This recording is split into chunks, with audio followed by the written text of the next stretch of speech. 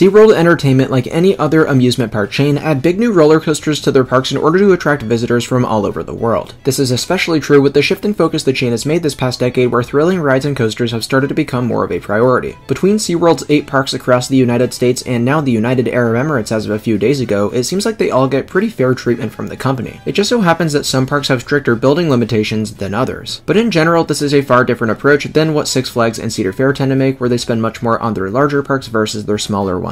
Granted, all of SeaWorld's parks are quite well known and get pretty good attendance, but even the little Sesame Place properties see their fair share of investment. Nevertheless, I want to put timelines aside and talk about what the next major roller coaster will be for each of SeaWorld's amusement parks. Again, this is no estimated time frame or anything like that. When I say next, it could be as soon as 2024 or as far away as 2050. But let's be honest, with how rapidly SeaWorld parks have been expanding, I suspect all of their amusement parks will see a new sizable coaster addition within the next few years. Now, for this list, I do want to be realistic with their options. If it were up to me, I'd put a Giga Coaster in all of these parks, including the Sesame Place parks. But obviously, that can't ever happen for obvious reasons. I will say, I admire SeaWorld's willingness to work with a huge variety of roller coaster manufacturers. Their favorite to work with definitely seems to be B&M. They've had a great relationship with them ever since they built their first major coaster ever, which was Great White at SeaWorld San Antonio. Lucky for us enthusiasts, SeaWorld also has a fantastic partnership with Intamin, contrary to their biggest competitors, Six Flags and Cedar Fair. Premier Rides is another big one, with the Skyrocket 2 model at a whole bunch of their parks, as well as a few original attractions here and there. It would seem they've always had a close bond with Mock Rides too. And then SeaWorld has also dabbled into the work of lots of other companies such as GCI, RMC, the Gravity Group, Zierer, and so much more. So I honestly wouldn't rule out many coaster manufacturers for this video. Before we dive into SeaWorld's catalog of amusement parks, I do want to specifically talk about their newest property, SeaWorld Abu Dhabi. This really amazing indoor theme park just opened a little over a week ago, therefore we shouldn't expect a big new ride for at least a little while, but also I can't really tell what the trends and gaps within their lineup are yet, so it's really hard to predict what coaster they might receive next. Currently they have 2 roller coasters, one for kids, as well as Manta, which is a fantastic looking Intamin triple launch coaster. They took the same approach with this one as Ferrari World does just a few miles away, where even though the park itself is indoors, their largest coaster takes place outside. I think it's safe to assume we'll see another ride like this here in the future, but currently I don't think it's fair for me to predict what we might see next. Anyways, let's get started with the first park I can really dive deep into what their next big attraction might be. Busch Gardens Tampa in Florida is one of SeaWorld's favorite parks, and their last big coaster was the incredible Iron Gwazi, which opened in 2022. Within the next 2 years, I think it would be reasonable to expect a new one, but what type? With such a deep lineup as is, it's hard to pinpoint a roller coaster that Busch Gardens Tampa really needs. I know everyone would love to see them build a Giga Coaster, and while I think that could happen at some point, it's not going to be their next major addition. But if you look at this park's fantastic trio of B&Ms, they all opened before the year 2005. I find it a little strange that we haven't seen a new B&M coaster since around this time period at either Busch Gardens property. So what I'll be going with for Busch Gardens Tampa's next roller coaster is a B&M wing coaster. For some reason, this just sounds like such a perfect fit to me. I think because so many of Busch Gardens Tampa's coasters are extremely intense, having a graceful ride like this could work wonders in their lineup. If you look at the model too, so many of these have bird themes, and since Busch Gardens is partially an animal safari park, I think that could be really cool here. Busch Gardens Williamsburg in Virginia is one that I'd start to get pretty excited for. This comes after Dart Coaster and Pantheon have literally just opened at the park, and it seems like for the 3rd year in a row we might be seeing yet another roller coaster. I think it was like 8 months ago when we discovered a height waiver that had been approved for Busch Gardens Williamsburg that would be used for a 220-foot tall attraction. A lot of ideas then started to be thrown around for 2024, but the popular rumor is actually an RMC Hyper Hybrid coaster. Now, there's a few reasons to believe this, and that's why I'll be siding with the idea. Though truly this could be anything, I think we have the most reasons to believe this could be an RMC. First of all, the 2 Busch Gardens parks have throughout their history sometimes built very similar rides to one another. I think of SheiKra and Griffin as a great example, as well as Montu and Alpengeist and Cheetah Hunt and Verbolten. So I think that alone is enough of a reason to believe we should at least be considering this as a possibility. Then when you think of how successful Iron Gwazi has been at Busch Gardens Tampa, to me it's a no-brainer that SeaWorld would want to work with RMC again. I'll emphasize once more that this 220-foot tall coaster could literally be anything, and we don't have any actual evidence to support an RMC hypercoaster at Busch Gardens Williamsburg. But I think of all the options the coaster community has discussed, an Iron Gwazi type coaster makes easily the most sense for this park. SeaWorld Orlando in Florida is another park that could be seeing a 3rd coaster in 3 consecutive years. In 2022 we got Icebreaker, 2023 it's Pipeline the Surf Coaster, and in 2024 we know that SeaWorld Orlando is planning another new coaster in the Antarctica section of the park. It doesn't seem like anyone has a clue what could be up their sleeves, but if I had to take a guess, maybe it's another one of those Intamin straddle coasters. Now, I know what you're thinking, wouldn't that just be a little redundant with the past 2 launch coasters that were just added? Well, yes, but SeaWorld Entertainment doesn't seem to care about that all that much. I mean, look at SeaWorld San Diego with Arctic Rescue, it's got the same height, length, and almost the exact same speed as Manta in the same park. And I do wonder if SeaWorld Orlando is maybe figuring figured out that Icebreaker was a bit too intense to be considered the park's family coaster. It's a great ride, don't get me wrong, but I think it could scare the pants off of some of the younger visitors. Why I'm led to believe they might be getting an Intamin straddle coaster is because they just got 2 in one season this year and neither of them went to Florida. Arctic Rescue in particular has that really cool snowy theming which could fit in perfectly in this park's Antarctica section. SeaWorld San Antonio in Texas was probably one of the trickier parks for me to figure out what they could possibly be getting next. I will say we can probably expect a new roller coaster next season or at the most 2 seasons from now. The last they got was Texas Stingray in 2020, which wouldn't make the park overdue for a new coaster if they weren't a SeaWorld park. But the question remains, what could they be seeing within the next few years? Well, let me just say, I really like the look of Pipeline at SeaWorld Orlando, and apparently the reviews have been great. So maybe you give SeaWorld San Antonio the second one of these, and maybe make it a little bit bigger too. I just think of how they could put this right along their giant body of water and work in a similar theme to that of Pipeline. It would be great here. Also, it's a little surprising to me that SeaWorld San Antonio's only launch coaster is the tame family attraction Wavebreaker the Rescue Coaster. The chain has been putting in so many launch coasters lately, so I think the Texas park could certainly up the intensity while also getting a surf coaster that's got a sprawling layout since this park has no shortage of space to work with. SeaWorld San Diego in California, my home park, is one that I've had lots of visions for what they could do next. This is certainly the park with the most challenges between the fact that they are landlocked and can't build above 160 feet in the air. I've always adored the idea of a mega coaster of some kind that went over Mission Bay and maybe even to Fiesta Island and back, but there's a few problems with that. First, I don't know if SeaWorld owns land that far out there, and 2, I'm not sure if they're permitted to build attractions 160 feet tall outside of the right-hand side of the park. Sorry San Diego enthusiasts, I just don't see this happening. But I will say this, with Arctic Rescue being the park's 3rd coaster in 3 consecutive years, and with them literally having no more room to expand currently, I think the park will be taking a short break from coasters. I'd also like to add that I don't think Tidal Twister will be sticking around for much longer. It has just been an absolute nightmare for the park. Within the next few years, I predict that thing will be removed and the single rail coaster will once again be void from their lineup. So where am I going with this? Well, if it wasn't obvious enough already, I think SeaWorld San Diego should consider an RMC Raptor for their next coaster. Not only has SeaWorld started to work with RMC, but this is a nice compact option and it gives the park a relentless ride with ejector airtime, which they currently do not have. It might seem like a bit of an odd choice with Wonder Woman recently opening at Magic Mountain, but I think they add in the prototype layout and it could be different enough, and I also think it's honestly far enough to where it could work here. Sesame Place Philadelphia in Pennsylvania is a park that shocked the community in 2018 with Oscar's Wacky Taxi, a ride that could get coaster enthusiasts and adults excited to come visit. Well, for their next coaster, I think they should once again go with a ride on that family thrill level, but maybe a step below Wacky Taxi. I imagine something like Snoopy's Racing Railway at Canada's Wonderland, the new family multi-launch coaster they just got, except God forbid they don't have a height cutoff for adults. Seriously, Cedar Fair, what the hell? Of course, this family launch coaster could be from another manufacturer besides Art Engineering to make it a bit more realistic for SeaWorld. Maybe something from Intamin, Gerstlauer, Vekoma. I mean, there's so many different manufacturers that do rides like this, so I think they could easily make it work. Lastly, we have Sesame Place San Diego in California. Believe it or not, the easiest park on this list for me to pick out their next coaster. Since this park opened in 2022, I felt like they were really just missing something. They fall flat compared to their sister park in Pennsylvania because they do not have a roller coaster that the slightly older crowd can enjoy. I understand that this isn't a park for thrill seekers, but if Sesame Place Philadelphia could build a genuinely incredible family coaster with Oscar's Wacky Taxi, there's no reason why Sesame Place San Diego cannot do the same. Give us San Diegans a Gravity Grove family wooden coaster. You can make it short and not that tall, but if there's one thing we've learned from this ride model is that it'll always pack in some shocking airtime. So with that being said, I now conclude my video talking about the next roller coaster that I think will be added to every SeaWorld park. If you enjoyed, please feel free to leave me a like and subscribe to Coaster Dash for more content like this in the future. Also, leave me a comment letting me know what ideas you have for these parks, since this was a lot more difficult than the Six Flags and Cedar Fair versions of this topic. Thank you all so much for watching, and I'll see you all very soon.